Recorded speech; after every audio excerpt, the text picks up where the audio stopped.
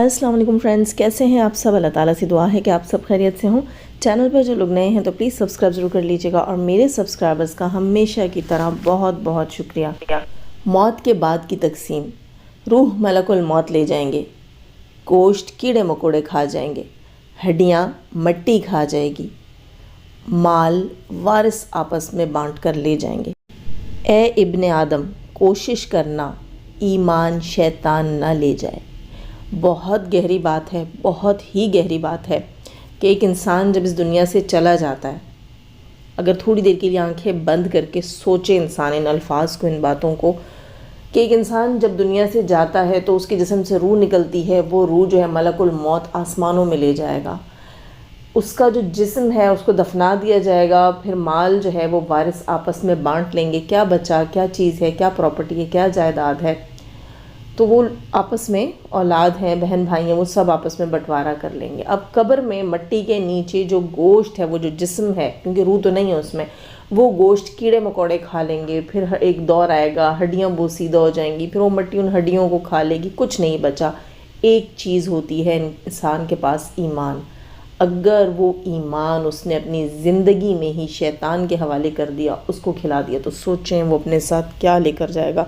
जब मैं सोच रही हूँ, यकीन करें, तो मेरी रूह कांप रही है। अल्लाह हम सब पर रहम करे, अल्लाह हम सब के ईमान को सलामत रखे। बढ़ते हैं अपने रिएक्शन की तरफ। अच्छा, सितारा का आज का व्लॉग किस किस ने देखा है? मैंने नहीं देखा। सुबह से मेरे पास कुछ पॉइंट्स थे जिनके ऊपर बात करनी थी। कल मैं कोई रिएक्शन नहीं बना सकी। कल मेरी तबीयत ठीक नहीं थी, सर में बहुत ज़्यादा दर्द था, इसलिए मैंने किसी के रिएक्शन नहीं देखे थे और मतलब इनकी फैमिली में से किसी के व्लॉग्स नहीं देखे थे। हाँ, सितारा का सिर्फ व्लॉग देखा था, उसके अलावा ना कोई ड्रामा, कोई चीज़ नहीं देखी। मैं पेन किलर लेकर तकरीबन रेस्ट ही करती रही हूँ, मुझे टाइम नहीं मिला। आज कुछ पॉइंट्स जिन पर बात करनी है और मुझे कहीं जाना भी है, इसके लिए मैंने जल्दी जल्दी से सोचा कि पहले मैं अपना रिएक्शन बना लूँ, उसके बाद जब मुझे टाइम मिलेगा मैं रिलैक्स होकर, जैसे मैं ड्रामा आर होते हैं मेरे, इसी तरह सितारा के व्लॉग का भी मेरा जो है वो अपना ही टाइम होता है। खैर जनाब, सितारा का न्यू आर्टिकल लाइलिक कलर में सॉफ्ट खद्दर के साथ दोबारा नहीं, न्यू आर्टिकल जो है कोहिनूर जो सितारा की कलेक्शन है उसमें एक नया आर्टिकल ऐड हुआ है और वो अपलोड हो चुका है, पब्लिक हो चुका है। लाइलिक कलर है और उसके ऊपर थोड़ा सा जो है स्टिचिंग से टेक्सचर बनाया हुआ है, डिज़ाइनिंग की गई है स्टिचिंग से और कोई लेस वगैरह भी लगाई गई है। काफ़ी खूबसूरत सा और सॉफ्ट सा जो है वो फील दे रहा है, तो वो आप लोग ज़रूर चेक कर लीजिएगा। हो सकता है कि मैं जी कट करना पड़ा था, तो हो सकता है कि मैं अपनी कम्युनिटी पर भी अपलोड कर दूं अगर मुझे याद रहा तो। बहुत सॉफ्ट सा प्यारा सा कलर है और बहुत मतलब एक सॉफ्ट सी लुक दे रहा है। कलर भी बहुत अच्छा है और कट स्टाइलिंग डिज़ाइनिंग बहुत अच्छी है। कीमत आई थिंक उसकी 3 पीस की 6,500 6,500 रुपीज़ है। खैर जनाब, बढ़ते हैं अपने रिएक्शन की तरफ।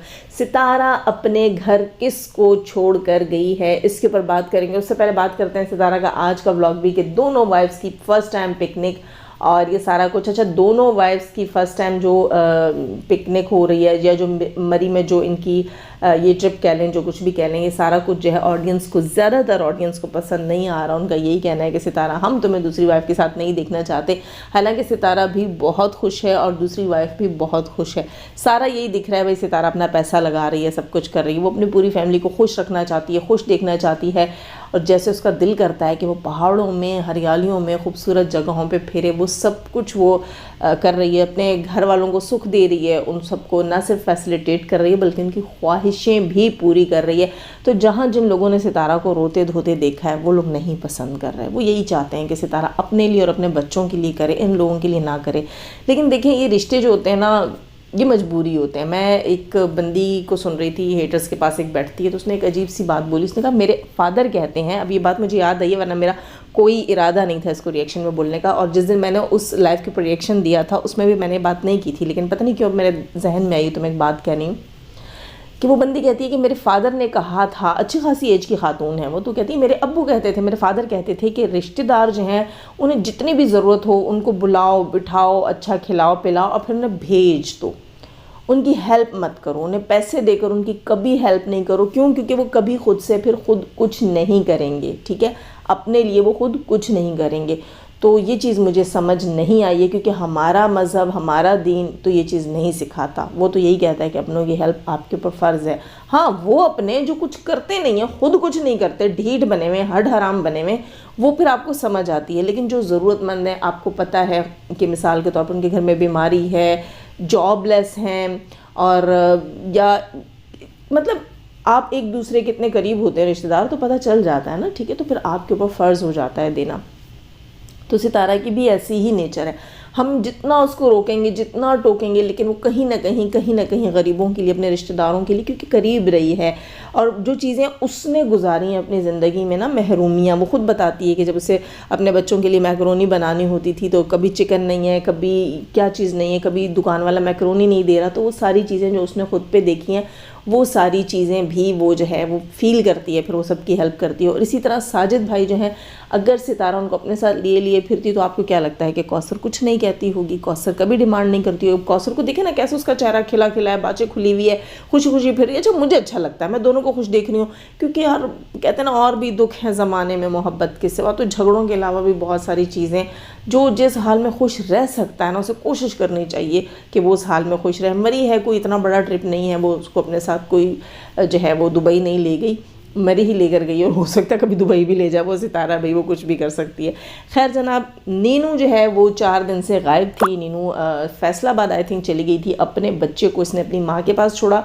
कराची से ये आई है यहाँ, भावलपुर जो है स्टेशन पे इसने ट्रेन रुकवाई है, वहाँ अपना बेटा दिया, फिर ये फैसलाबाद गई है, इसने 4 दिन वहाँ स्टे किया है, और उसके बाद ये वापस गई है, इसने स्टेशन से फिर अपना बच्चा लिया है, और जब ये वापस बैठी है तो आज इसका व्लॉग आया, तो इसने बताया कि कल जो है जब ये सफ़र में थी तो इसके बेटे की तबीयत बहुत ख़राब हो गई और उसको जो है मोशन सिकनेस हो रही थी, जिसकी वजह से वो वापस लेकर गई। अच्छी चीज़ मुझे समझ नहीं, मोशन सिकनेस उस बच्चे को तब नहीं हुई जब वो जो है कराची से भावलपुर तक उस बच्चे ने सफ़र किया, जब वो भावलपुर से वापसी का सफ़र कर रहा था उसे मोशन सिकनेस हुई। तो यहाँ मैं एक चीज़ आपको बताऊँ, उसे कोई मोशन सिकनेस नहीं हुई है। जब उसने गोद में उठाया ट्रेन में ही उस बच्चे को, तो उस बच्चे ने उल्टी कर दी, और वो उल्टी बिल्कुल सफ़ेद दूध था, जैसा दूध उसने पिया था उसने वैसा ही दूध वापस निकाला, क्योंकि हम भी माएँ हैं, इतना तो हमें भी पता चल जाता है, ठीक है। मोशन सिकनेस जिस बंदे को होती है वो हर टाइम होती है, हर वक्त होती है, वो 15 मिनट से ऊपर सफ़र हो जाए उसके बाद मोशन सिकनेस शुरू हो जाती है बंदे को, ठीक है। ये नहीं होता कि कभी हुई और कभी नहीं हुई। तो वो बच्चा जो है वो कराची से भावलपुर तक आया, उसको नहीं हुआ, और अब वो असल में जब ये बंदी अच्छा, मैंने इसके 4 दिन पहले का ब्लॉग देखा था, जब ये पहुंची थी अपने बच्चे को लेकर भावलपुर, तो ठंड है यहाँ, इस तरफ ठंड है, कराची में इतनी ठंड नहीं, अब तो कराची में भी हल्की फुल्की ठंड है, यहाँ इस तरफ ठंड है। तो इसने क्या किया, उस बच्चे को नॉर्मल ड्रेसिंग करवाई हुई थी, ना उसका सर ढांपा हुआ था, ना उसे कोई सॉक्स थे, बल्कि जो है नदीदों की तरह उसके साथ जब ये लाडियाँ कर रहे थे तो उसके जो है वो उसकी शर्ट भी ऊपर हो रही थी ना, उसको पकड़ पकड़ के उठाना करना, तो उसका पेट और कमर नंगी हो रही थी। छोटे बच्चे की कमर से बहुत जल्दी उसे ठंड लगती है। अच्छा, उसकी आंखों से मुझे बाकायदा पता चल रहा था कि ये बच्चा इस वक्त ठंड का शिकार हो रहा है, क्योंकि आंखें जो है ना बच्चे की, उसमें पानी आना लग जाता है अगर वो शदीद मतलब बहुत ज़्यादा उसको ठंड लग रही हो। और बच्चा वो तो बता नहीं सकता, लेकिन सबसे पहले उसकी आंखें आपको गीली गीली फील होना शुरू हो जाएंगी, आंखें जो है ना वो बहुत ज़्यादा चमकीली, उनमें पानी आना, वो मैंने इसके व्लॉग में देखा था। तो मैंने कहा यार बच्चे को इसकी ठंड लग रही है, और ये ऐसे कह रही हाँ यहाँ हल्की हल्की ठंड है, वो है, तो बच्चे के लिए तो हल्की ठंड भी काफ़ी होती है। अच्छा, इसने बच्चे को नॉर्मल कपड़ों में अपनी माँ के हवाले किया है, वो बंदी लेकर गई है इसको अपने घर, और वहाँ उसने केयर की होगी, मैंने उसके व्लॉग्स में देखे। वापस जब उसने दिया तो उस बच्चे के सर पे कैप भी थी, उसको गर्म कपड़े पहने हुए थे, बहुत महंगे वाले कपड़े नहीं थे, लेकिन अच्छे कपड़े थे, गर्म कपड़े थे, ठीक है। वो जो स्वेटर सूट होता है उस तरह का, साथ का ही जो है वो क्या कहते हैं उसको, ट्राउज़र भी होता है बच्चे का, वैसे सेम सूट मैचिंग का अच्छा गर्म सूट पहनाया हुआ, उसको गर्म रखा हुआ उसको। लेकिन उसके बावजूद जब ट्रेन में मैंने उस बच्चे को देखा, सेम कंडीशन, उसकी आंखों में फिर जो है बहुत सारा पानी। उस बच्चे को जो है वो उससे नीनू से ठंड लगी है, ठीक है, उसी कंडीशन में उसकी माँ लेकर गई है, लेकिन बच्ची की तो फिर बहुत ज़्यादा एहतियात करनी पड़ती है। उसी ठंड में उसको घुमा रहे हैं और वो ठंडी हवा से वो सांस ले रहा है, तो वो बच्चा जो है उसको ठंड लग गई, वो बीमार होगी। अब नीनू कहती है कि मुझे अम्मी कह रही है कि बच्चा मेरे पास छोड़कर तुम वापस चली जाओ, तो मुझे समझ नहीं आ रही। ये ट्रेन से उतरी है, ठीक है, ये कहती है हमने 3 घंटे का सफ़र किया, उसके बाद पता नहीं कौन सी जगह पर बता रही थी वहाँ ये उतरी है। फिर इन्होंने हॉस्पिटल में बच्चों को चेक करवाया, जहाँ डॉक्टर ने कहा इसको मोशन सिकनेस हो गई है, और फिर इसको ये लेकर माँ के घर गाड़ी करके ये माँ के घर गई है, और माँ के घर रहकर ये कह रही थी कि हम कल वापस चले जाएंगे, लेकिन मुझे समझ नहीं आ रहा, मेरी माँ कह रही है कि बच्चे को मेरे पास छोड़ जाओ। तो तुम्हारी माँ मेरा ख्याल है बच्चे को ज़्यादा बेहतर संभाल लेगी, है ना, तो बच्चा जो है वो तुमसे तो नहीं संभलेगा, तुम्हें तो बच्चा पालना ही नहीं आ रहा, तुमने उस बच्चे को। अच्छा, मुझे समझ नहीं आती, कहते हैं कि जो माँ होती है वो खुद बहुत समझ जाती है, वो बहुत ज़्यादा केयर करती है, वो पूछती है सबसे, ठीक है, थोड़ा सा मौसम चेंज होता है उसको पता लग जाता है। तो ये कैसी माँ है कि जिसको यही नहीं पता कि इस बच्चे को ट्रेन में लेकर जा रही हो, उसको तुम खिड़कियों में खड़ा कर रही हो, दरवाजे में अंदर बाहर लेकर जा रही हो और उसको नॉर्मल कपड़े पहनाए हुए हैं। तुम पंजाब में खड़ी हो बहन, तुम कराची में नहीं हो, ठीक है। और ये इस्लामाबाद के स्टेशन, इस्लामाबाद था, फैसलाबाद था, जो भी था, ये वहाँ उतरी थी जब। तो इसने कहा कि बिल्कुल भी ठंड नहीं है, ऐसी शोर मचाया हुआ था, ठंड है ठंड है ठंड है। अरे भाई वो तुम्हारा शोर क्या कहता है, तुम्हें पांडा, तो पांडे तुम्हें ठंड नहीं लगती, ठीक है, तुम तो रीछ हो, भालू हो, तुम्हें ठंड नहीं लगती, बच्चा तो बच्चा है ना।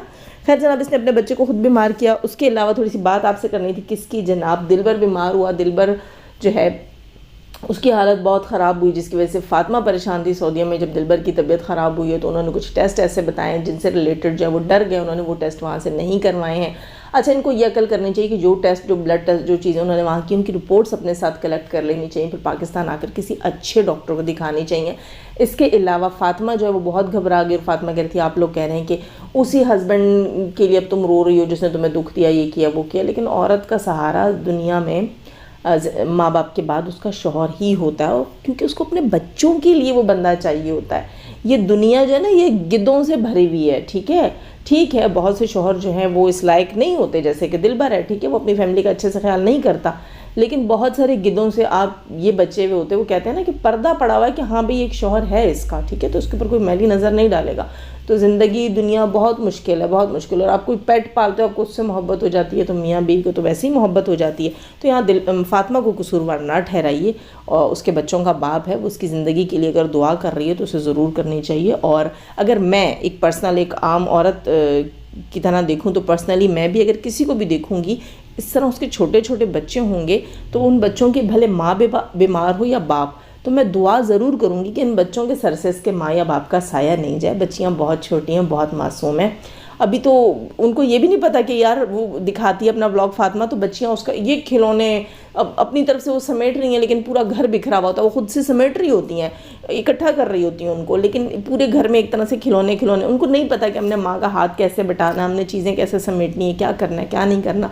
तो बहुत छोटी हैं यार, और माँ बाप की तो हमेशा ज़रूरत रहती है। हम बच्चों वाले हो गए, हमें अपने माँ बाप की ज़रूरत है। तो दिलबर जितना बुरा इंसान भी हो, मैं तो कभी ये नहीं कह सकती कि उसके बच्चे जो हैं वो रुलें, कभी भी नहीं कह सकती। खैर जनाब, उसके अलावा सबसे अहम पॉइंट तो मैं भूल ही गई, मरियम फ़ात से रिलेटेड आप लोगों को बताना था। मेरी बहनों ने मुझे कमेंट्स किए थे कि मरियम कहाँ गायब है, प्लीज़ मरियम का पता करें। तो मरियम से मेरी बात हुई है, अल्हम्दुलिल्लाह काफ़ी बेहतर है। मरियम की तबीयत ख़राब थी, फ्लू वगैरह उसको बहुत ज़्यादा हुआ, बुखार फ्लू ये सब चल रहा था काफ़ी दिन से।